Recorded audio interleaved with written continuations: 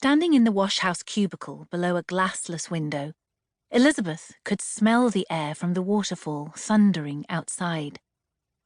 "Hold me," she said, and he did. John Farthing. He enfolded her. She pressed her face into his coat, breathing him instead of the dank air, inhaling the memory of his body, of parting. Somewhere outside the wash-house, her friends would be looking for her. They'd stepped off the boat together, gone through the ordeal of searches and questioning in that bare border post by the river. Her pistol had been their chief concern, a finely made thing with the emblem of a leaping hare inlaid in turquoise on the stock. But for all its beauty, it was nothing more than a flintlock.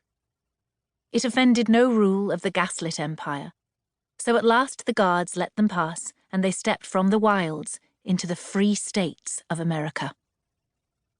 Climbing the long flight of steps up the side of the gorge, she'd looked back and seen the full circle of a rainbow hanging in the air, bright against the darkness of the Niagara's far bank. It was a wonder of the world, the boat captain had said, and now she knew the truth of that. As great a miracle as the miracle of her having lived to see it. She was halfway up when she saw John Farthing looking down over the railings from the top. Just a glimpse, the silhouette of his head and shoulders, but she knew him. The spark of recognition set a fire in her heart. Running up stone steps slick with mist from the falls, quickly out of breath, her thighs burned. And then at the top, seeing him looking back at her from the side of the wash-house, he slipped behind it. She went to him, took his hand, led him inside into one of the cubicles, bolting the door behind them. The dripping of water in a cistern, that dank waterfall smell. Having sent word ahead, she'd expected to be met by agents of the patent office, but not by John. That was beyond her dreaming. He had crossed the Atlantic to see her. He had come to the border itself. His fingers kneaded the lines of muscle in her back. He kissed her hair. "You're thinner," he whispered. She found herself laughing. "You feel just the same." She went up on her toes to kiss him, but he angled his face for her lips to find his cheek instead of his mouth. She felt the rub of fine stubble.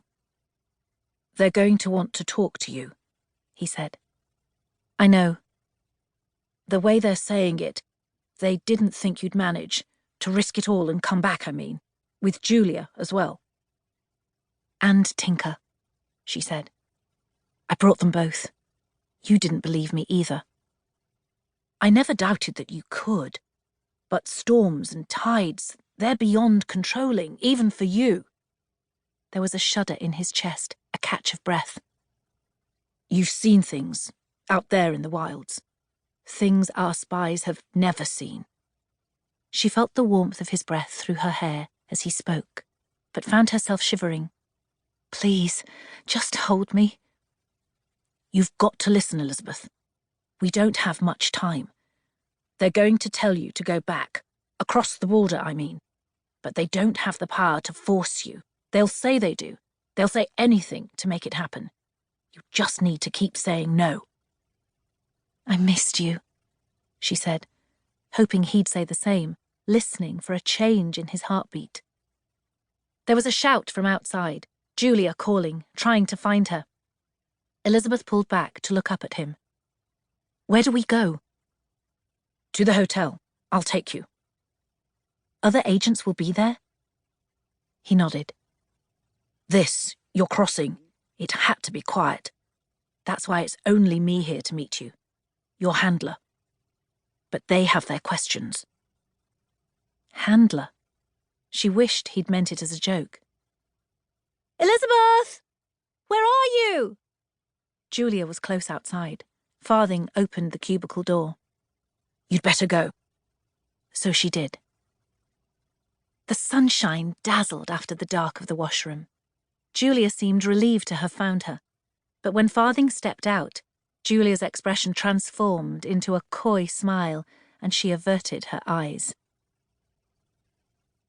They found Tinker leaning over the railings. Elizabeth had never seen the boy awed by anything before. Or rather, he would usually hide any sign that he might be impressed. But the falls had him gripped.